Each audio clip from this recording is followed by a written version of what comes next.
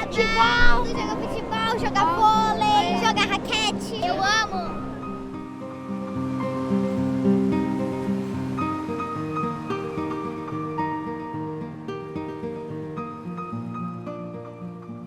Na temporada vem bastante gente, turista, né? Eu gosto de trabalhar, porque daí eu posso comprar minhas coisas, né? Minhas roupas. Eu compro roupa, compro tudo. Compro jogos. Começa agora mesmo, tipo, 12:30. Daí eu fico até às 4. Tenho 3 irmãos. Eles trabalhavam na roça com meu pai.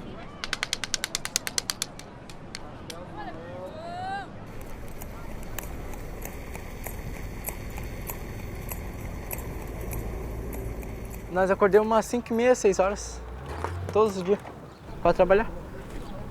Cangamos os cavalos, tomamos um café e vamos.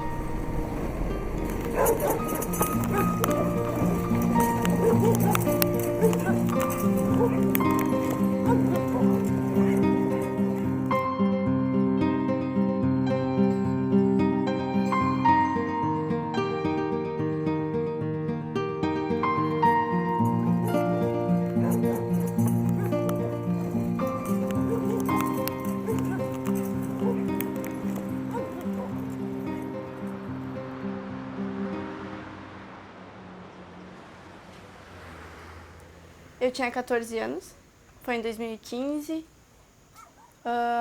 Eu trabalhava numa casa de salgados. Eu ia lavar uma louça, empanar uns salgados, esse tipo de coisa.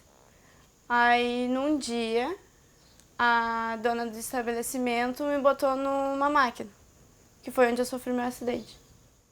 E o socador não era daquela máquina, era de uma outra e não era o suficiente para desentupir. Aí eu fui desentupir e botei a mão. Só que como ela é elétrica, eu não consegui desligar.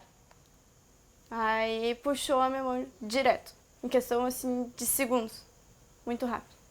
Aí eu fiquei presa por 40 minutos, porque eu não conseguia tirar meu braço. E demorou um pouco para os bombeiros e a ambulância vir. Que não tem o que fazer, mãe. Ela moeu toda a mãozinha. Não tem mais o que se fazer. A única coisa que a gente pode fazer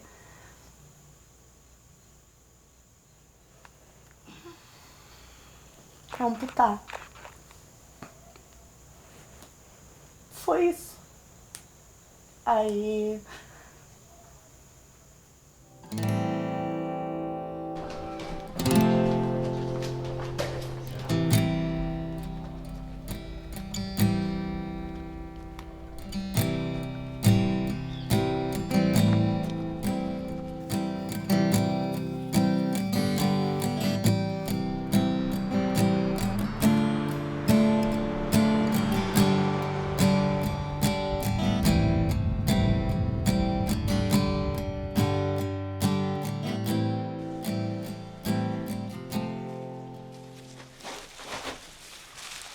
Que eu já vi que eu podia ajudar os pais, eu comecei com 15.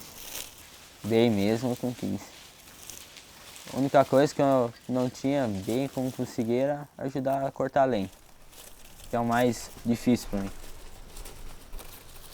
O resto eu já consegui. O mais certo é no lavoura, porque da roça aqui, pouca oportunidade. A gente não tem muita oportunidade.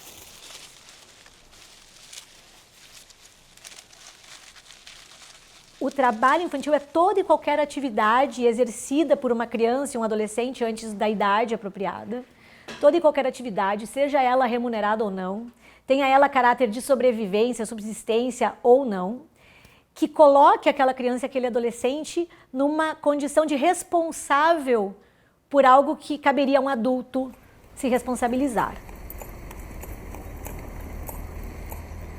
Quando a gente está falando desse problema, a gente está falando de crianças e adolescentes que estão hoje em situação de trabalho, por vezes extremamente perigoso, potencialmente lesivo, expostas aos mais diversos tipos de risco e de um modo que muitas vezes se tolera, como se fosse a alternativa existente para aquela criança. Então, ao longo desse tempo, o que a gente tem percebido é que a gente precisa intensificar ainda mais as nossas formas de ação contra o trabalho infantil e se aproximar mais da sociedade para que ela compreenda o que isso significa, quais são os efeitos que isso provoca, tanto para a criança e para o adolescente que estão sendo vítimas do trabalho infantil, como para a própria sociedade.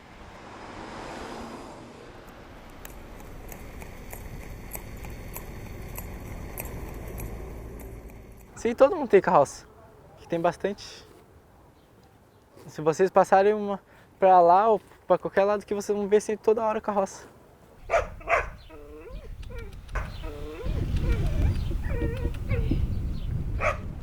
Vem pra cá, Maria. Pra lá, ó. Peraí. Desde o princípio da fundação da Organização Internacional do Trabalho, sempre houve essa preocupação muito grande com o trabalho infantil. Sempre foi um tema presente na OIT. Mas em 1992, ela lança, dentro da OIT, o Programa Internacional para a Eliminação do Trabalho Infantil, que é conhecido como IPEC. E o Brasil, por ser um país onde o tema era, sim, um problema, foi um dos primeiros países a receber esse programa internacional. Mas acho que o grande desafio é ter certeza de que todas essas políticas cheguem a todos os municípios brasileiros.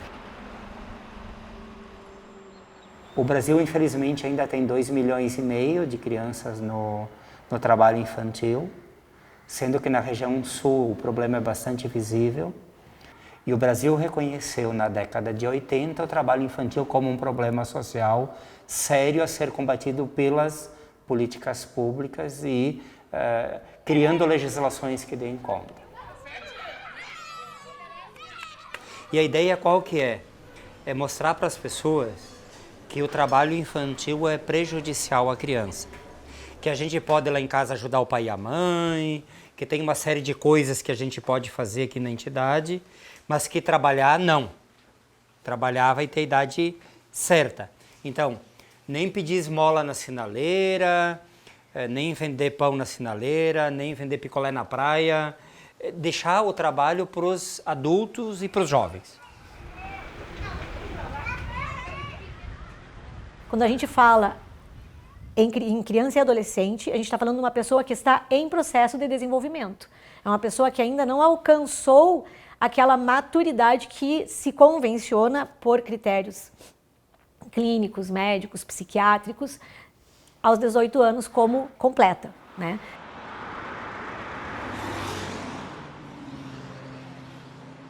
Na época, né, não tinha isso, né, da lei de 16 anos, né, para trabalhar, ou 18 anos.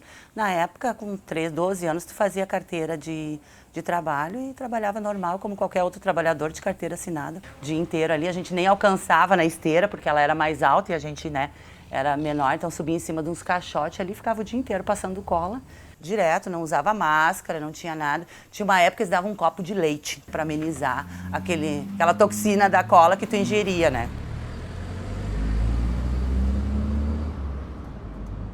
Eu, como vários outros jovens da minha época, eu iniciei minha primeira, vamos dizer assim, profissionalização numa firma de calçado. Isso em 93, eu tinha 13 anos de idade. Um guri, assim, né? Não tinha experiência. E nos 4 dias de trabalho, eu tive um acidente de trabalho, né? Perdi um dedo. Fui trabalhar numa fábrica, numa máquina que era um balancinho, que chamava. Deixei o dedo, na verdade deixei a mão inteira. Quando a máquina apertou, eu consegui tirar e apertou só meu dedo. Olha aquela criança e continue a andar, a me provar que esse mundo está errado. O futuro do nosso futuro sendo aqui desperdiçado, jogado na sarjeta, igual a guarda-chuva que quando cai do céu... Eu preciso te dizer... Faz mais de 10 anos que eu não vou lá. Que pra mim são complicadas, mas acho que não adianta, você não entende nada. Onde eu iniciei a minha carreira musical, onde eu comecei a aprender violão, onde eu comecei a aprender a cantar e também onde depois lecionei por muitos anos. Nossa, vai ser muito legal. Nossa, olha só. Tô todo arrepiado, bicho, de estar aqui. Olha só. Olá, tudo bem? E aí, dona moça? Tudo bom? Como é que tá? Nossa, que saudade, pois é. Tá bem? Você não entende nada, pois só pensa em você mesma, seu orgulho é bem maior.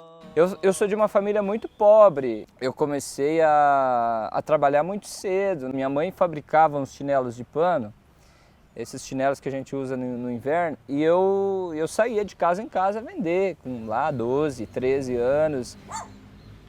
Eu peguei uma foto lá da minha turma da 8ª série, cara, é triste, mas assim, ó, são poucos assim que realmente se salvaram, sabe? Então, infelizmente, a nossa realidade era essa. Alguns já morreram, outros estão presos, sabe? Toda essa parte mais cultural, sabe? Música, dança, teatro, a arte em geral, ela te proporciona uma segunda chance, uma alternativa. Foi o que aconteceu comigo, porque em vez de eu estar lá na rua, sujeito a drogas, porque aqui era muito normal isso, era muito normal, sabe? As crianças chegavam aqui, meu pai tem um 38, meu pai tem arma, meu pai não sei o que, sabe, entendeu? Muito normal. Outra coisa que é muito legal, assim, por exemplo, na época que eu estudava aqui tinha, também na época que eu lecionava, tinha oficina de taekwondo e de capoeira.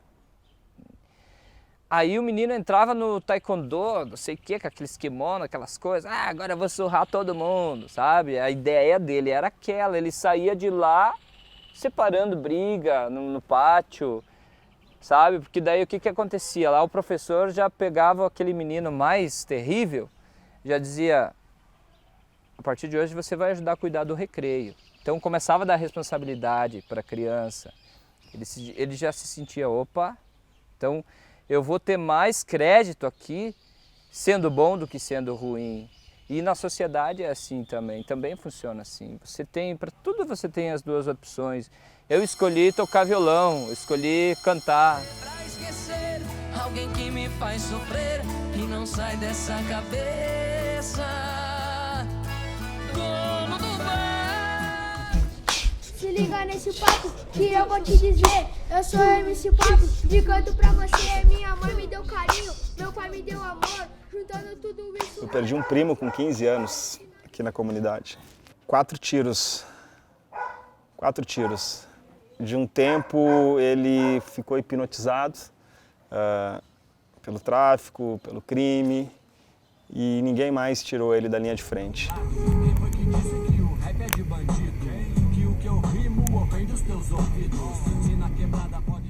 O tráfico de entorpecentes é uma das piores formas de trabalho infantil, mas ele não é enxergado desse modo. Só se olha para esse problema pelo viés do direito penal, pelo viés da criminalidade. Não se enxerga que muitas vezes esse, geralmente jovem menino, é uma criança que foi aliciada para esse universo. Vou pegar um exemplo assim, hoje, relatos que a gente tem muitos jovens que trabalham em biqueiro e tal, em comunidades que ganham R$100 para trabalhar às vezes 6 horas, 8 horas por dia. Biqueira é os pontos de tráfico, onde vende, ou que cuida, né, o aviãozinho, aquele que cuida.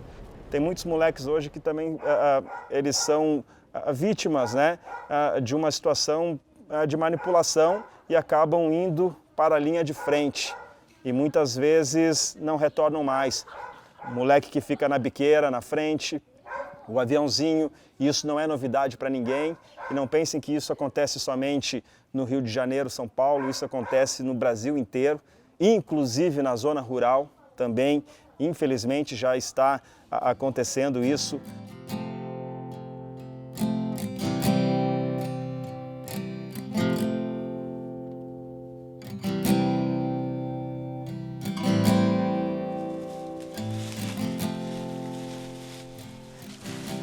Eu pensei já em trabalhar em ter diversos empregos, mas como eu não tenho condição para ir para a cidade, o único jeito é ficar na roça. Eu tenho que dividir com o patrão, a meio fumo, metade do sócio, metade do patrão. não sobra muito. A atividade do cultivo do fumo aqui é predominante. São assim lavouras pequenas, propriedades pequenas, familiares, que demandam o envolvimento de toda a família no trabalho do dia a dia, né? Desde o plantio até a colheita, que é uma das piores formas do trabalho infantil, o trabalho na lavoura de fumo, devido ao contato com agrotóxicos. A própria folha do tabaco ela é tóxica. Nós estamos no centro de Santa Cruz do Sul, que é a maior cidade produtora de fumo aqui no estado. É a colonização alemã, que assim traz muito forte essa questão de trabalho, né? Que traz dignidade, que traz a formação para a pessoa. Dá uma conotação equivocada de que é saudável começar a trabalhar precocemente.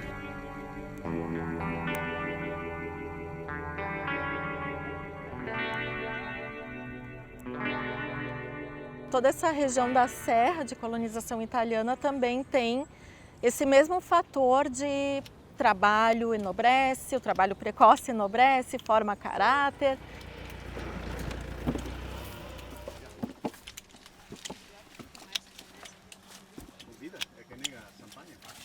Eu fui de terceira série primária, sabe?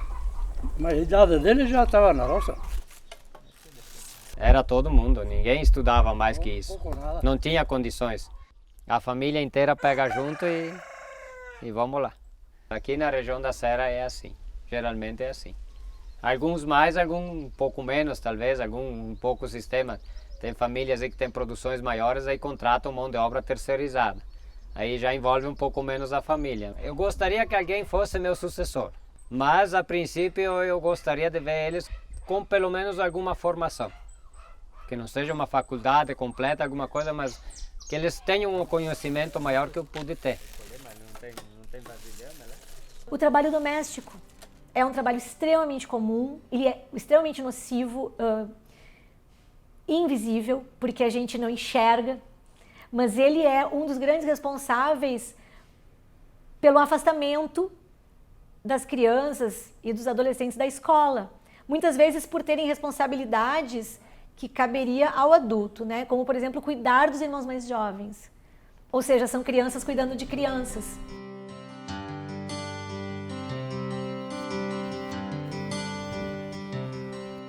E com 6 anos eu trabalhava, com 13 anos eu cuidava dos meus irmãos, eu sou a mais velha de 13. De 13, e eu cuidei de todos. 10 anos eu entrei na escola, eu entrei na sala de aula na escola e fui falar com a minha professora e disse que eu não iria mais estudar. Por isso o atraso que eu digo, a gente queima etapas, porque eu tinha que ficar em casa cuidando dos meus irmãos. E naquela época não tinha o conselho, naquela época não tinham as leis.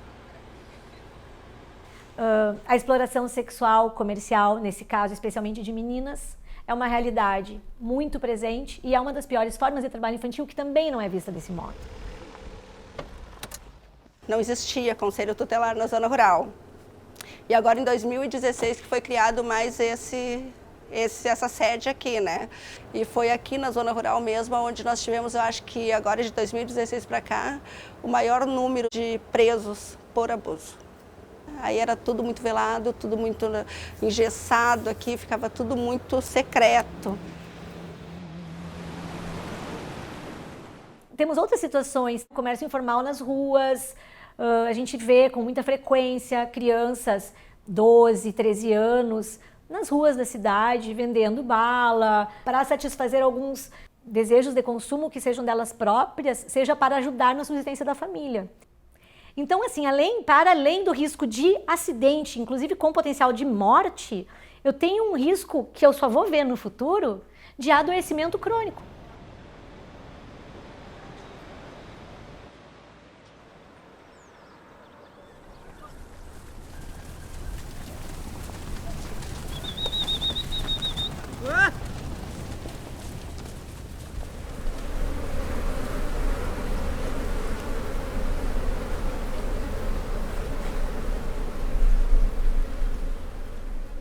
Esse mês, dia 5, fez 4 anos, né, que eu perdi meu filho.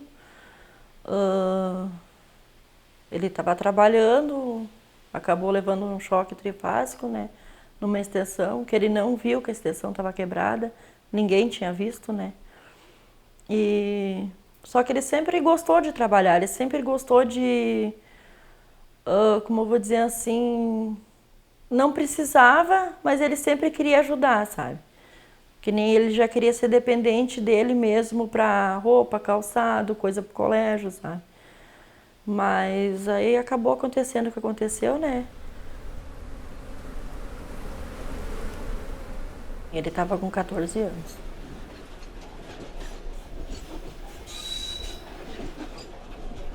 Se você enxergasse uma criança sendo abusada na sua frente, você reportaria a uma autoridade. Então, eu acho que a primeira coisa que é necessário que se compreenda é que quando uma criança está trabalhando, ela está sendo violada. Em alguma medida, ela está sendo abusada. Sempre que houver a identificação de um tomador, de um empregador, de um explorador dessa mão de obra, é muito importante que se informe o Ministério Público do Trabalho. Porque se há um explorador dessa mão de obra, a gente pode e deve agir. Eu acho que as crianças não deveriam trabalhar. Por mais que nem eu queria, por independência, mas eu acho que é melhor não, para evitar já esse tipo de coisa. A gente tem que romper com essa história.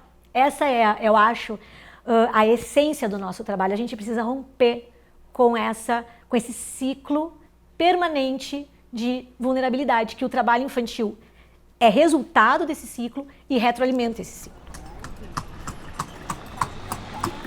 A gente sabe que isso está muito, muito vinculado a uma vulnerabilidade familiar, a uma vulnerabilidade social.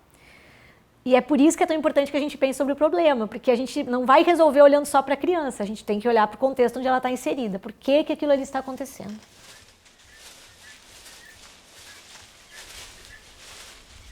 O que me marca muito é que eu vejo que muitas vezes esses meninos, essas meninas, eles não sonham, eles não têm mais, né? Você pergunta, qual é o seu sonho? Eu não tenho sonho.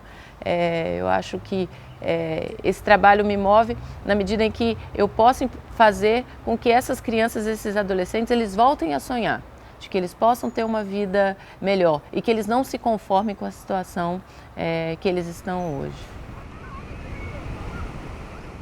O recebimento das pessoas ao Ministério Público do Trabalho, quando nós chegamos numa localidade apresentando nossos projetos que incluem a inclusão na escola, a aprendizagem e a implementação de políticas públicas pelo município, nós notamos sim que correm histórias assim, muito positivas de pais que trabalharam na infância, que outrora eu também trabalhei, isso é natural, e agora tem outra postura, né? Não, eu trabalhei, mas eu quero que meu filho tenha mais oportunidade do que eu tive.